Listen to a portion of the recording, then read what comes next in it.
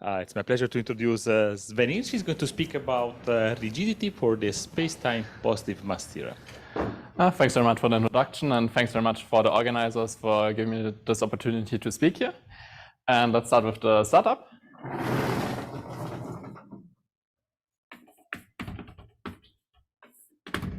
So today we're going to look at asymptotically flat complete manifolds.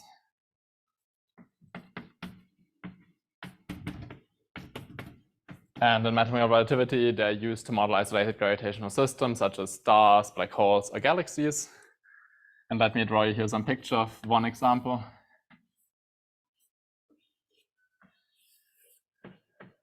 For instance, here I have maybe like a star and here a black hole. And then to each of these initial data sets, we can associate an energy density mu, which is given by 1/2 times the scalar curvature plus trace k squared minus norm k squared. And we can also associate a momentum density, which I call J, which is just the divergence of k minus trace k times G. And then moreover, at infinity, where we are like as observer, we can also measure the energy and momentum, which are given by E equal 1/16 pi integral of S infinity, which is basically just taking the limit of spheres of radius r going to infinity of components of G, ij, I derivative minus G I j derivative times the normal mu j. Similarly, we have the momentum, which is a vector, again the integral of the spheres at infinity, kij minus trace k gij. And then we have the famous positive mass theorem. It says that if mu is greater or equal to norm j, where they defined as over here, then we have that E is greater or equal to norm p. And there are several proofs of this result. The first one is by Shen-Yao and Witten. Shen-Yao used the Zhang equation, and Witten used spinors and the Lichtner-Lorentz formula for them. And then there's also a proof using mods, which are like space-time versions of minimal surfaces, by Eichmeier, Huang, Li, and Shay. And then finally, the rigidity, which I'm going to talk in a second, has been done by Bacon-Kuschel.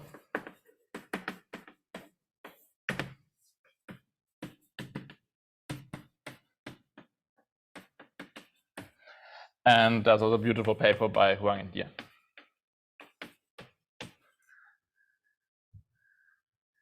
All right, so we have now this positive mass theorem. Let's talk about some new result to get some a more quantitative result, which is from a joint work with Dimitri Cazares and Marcus Curry, and from another paper, which is joined with Yue Zhang. And there we show the following. So again, suppose we have mu greater or equal to j, which is also known as the dominant energy condition. Then there exists a function u,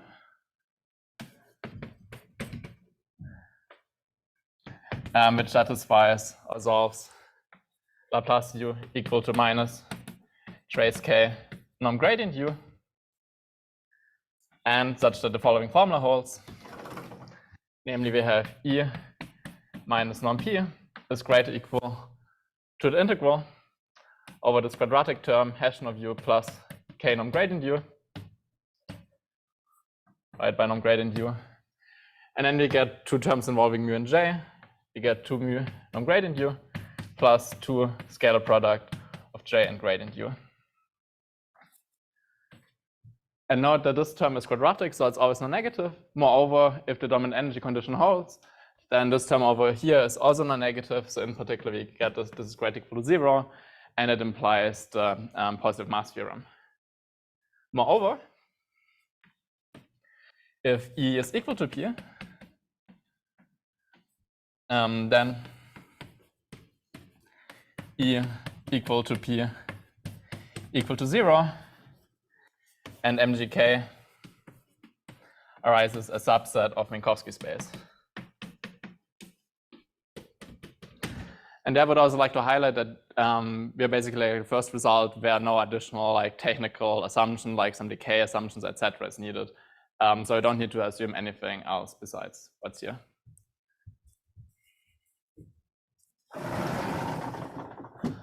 All right, so now with the theorem, let me talk about the proof. And due to the time limitations, let me focus on the rigidity statement, which is the second part.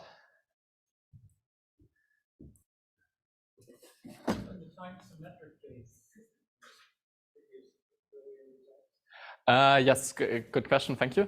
So in the time symmetric case, Pengzi gave a nice list before of the proofs. There you have proofs by Shane Yao, Hüsken-Illmann, Yuli, Bray, Cazares, Curry, and Stern, Agostiani, Seri, Lorentzian, and Pengzi Miao. And the rigidity case is well known in this case.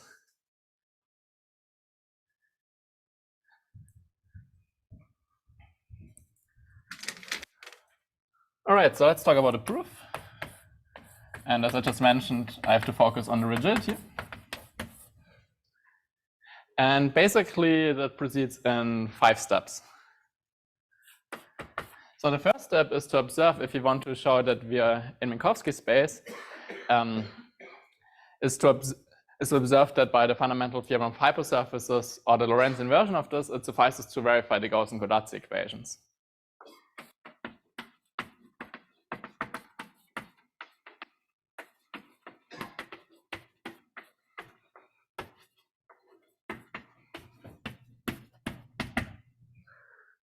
And now let's have a look at the formula we have over here.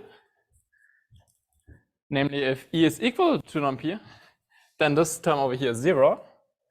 And because this is this integral is non-negative, or the integrand is non-negative, that means that the integrand in fact has to be 0. So we know that both this term is 0 and that this term is 0. So let's call this equation star. Then we obtain that star implies that a Hessian of u equal to k or minus k non-gradient u, and that the energy density mu is just J nu, the nu component of J, where nu is the unit normal to the level sets of U. And now we have basically here these identities, and this is a lot, and with this machinery, it's actually for almost all of the Gauss-Kodazzi equations pretty straightforward to verify them. There's just one term which is more tricky. Let me write down this one over here. So it remains to show that gradient nu k alpha beta minus gradient alpha k nu beta is equal to 0. And for future reference, let's call this term a alpha beta. Also, please let me know if you're in the back end. It's too, my writing is too small. I can always just try to write a little bit larger. Okay, and here alpha and beta are tangential to the level sets, so they're normal to vector nu. And now we come to the key observation.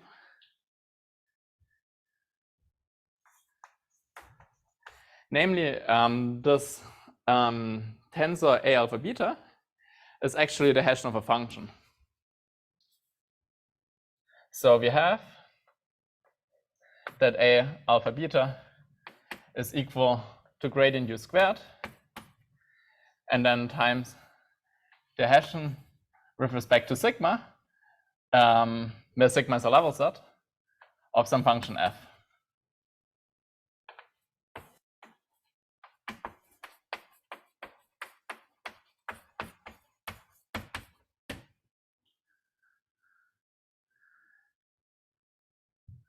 And now basically we just have to study f and show that the Hessian of f is 0, because if the Hessian of f is 0, all of the Gauss and Kodazzi equations are satisfied, and we indeed embedding to Minkowski space, which would finish the proof.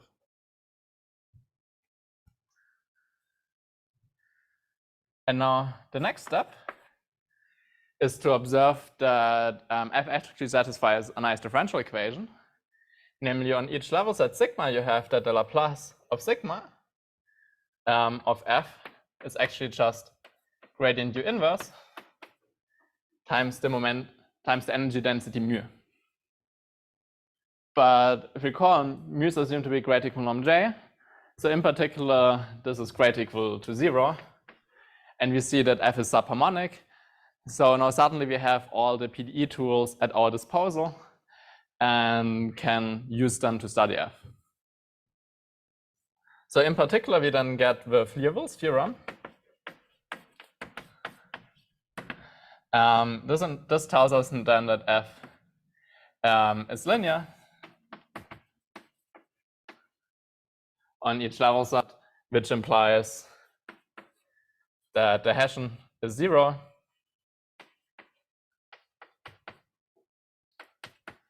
And which thus implies that A alpha beta is 0, which then finishes the proof. Are there any questions at this point? Yes, Wolf? Is there a dimensional restriction so far? I should have said at the beginning, all my manifolds are three-dimensional, all my initial data sets. Where does it enter? So basically, I skipped over the proof of this inequality, but basically this relies on applying Gauss-Bonet's theorem to the level sets. So basically, for instance, if you're like here in Minkowski space, and say we have some initial data set here, in this case, the function u would be just given by something, by a coordinate function like x plus t. So basically, you slice your manifold by these null surfaces, and then all the surfaces are two-dimensional, and every single surface one has to apply Gauss-Bonet's theorem, and therefore this all works in dimension 3. Any more questions at this point? There's like one more interesting aspect I wanted to mention regarding f, or the application of Liouville's theorem. So basically, you need that at infinity the function f doesn't grow too quickly. Basically, like you have like a maximum principle, and you need some boundary value control. And basically, you know that the Hessian of f is just given by this A alpha beta, which is given by this. So you basically need your manifold still to be asymptotically flat at infinity. And in fact, there are some counted examples in high dimension constructed by Dan and Lion by some PP waves, which show that if you don't have this decay conditions of k or asymptotic flatness given, that then in fact the rigidity statement is incorrect. But it's unclear what happens in the dimensions in between.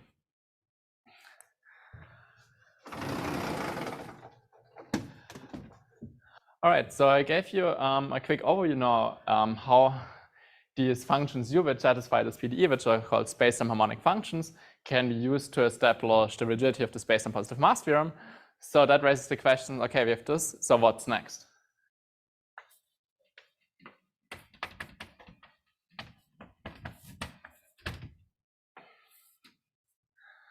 And there are two directions I wanted to highlight. The first direction are like applications to Riemannian geometry.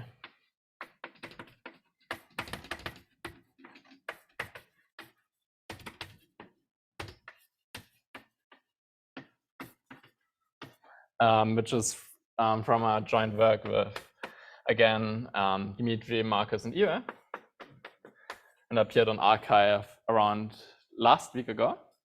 And basically, in this case, the main idea is we want to use the tools from relativity, but we don't have any initial data set. So basically, we like artificially construct it, namely define k equal to f times g for some suitably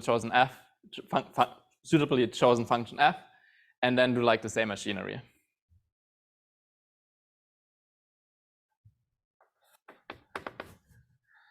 And the second part I wanted to mention are monogenicity formulas for double null foliations.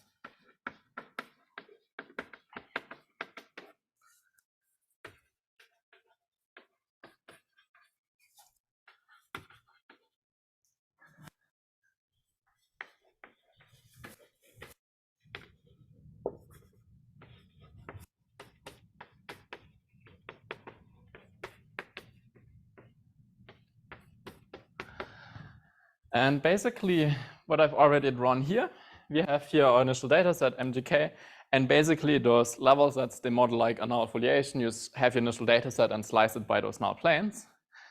And so what can we do if we just do it with two of these optical functions at the same time? And in fact, this even allows you to generalize the monogenicity formula of the Hawking mass under inverse mean curvature flow to spacetimes.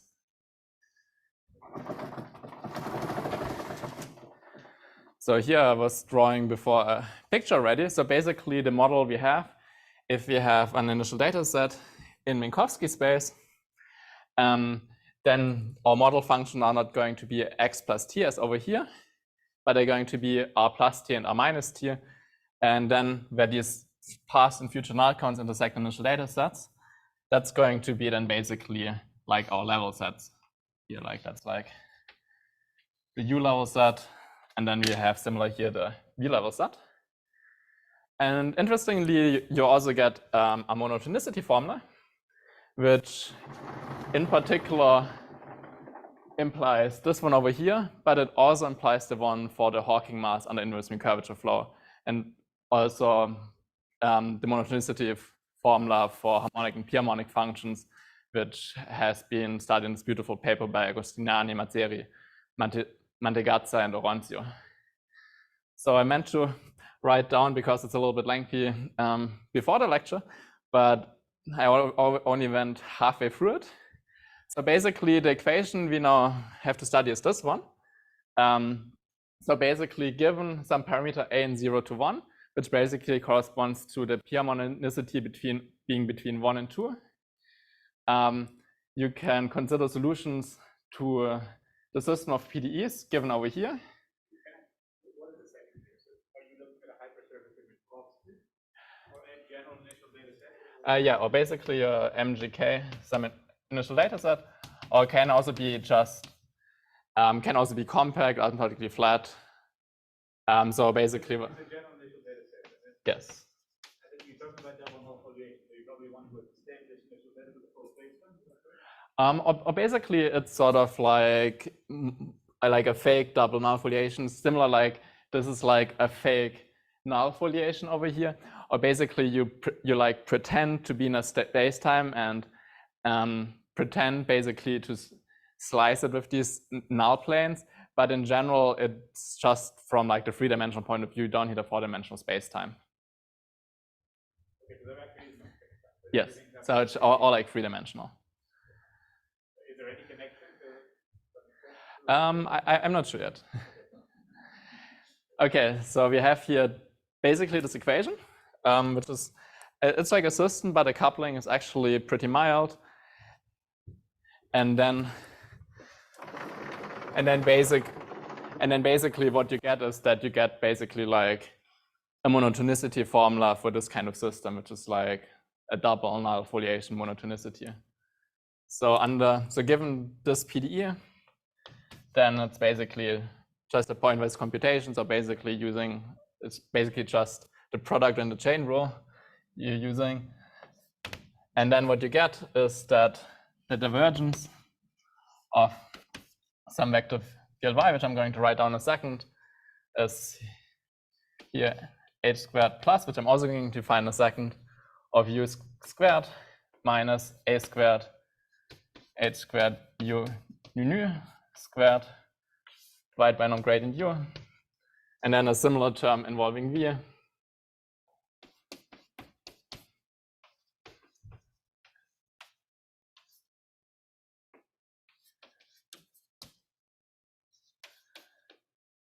Okay, so that should be here eta eta, where eta is like an interpolated normal vector. And then you also get some terms involving the dominant energy condition. So I get plus 2 mu of norm gradient u, plus norm gradient v, and then plus 2 scale product gradient u minus gradient v. And then also Gauss curvature terms, which then disappear by Gauss-Bonnet theorem after integration.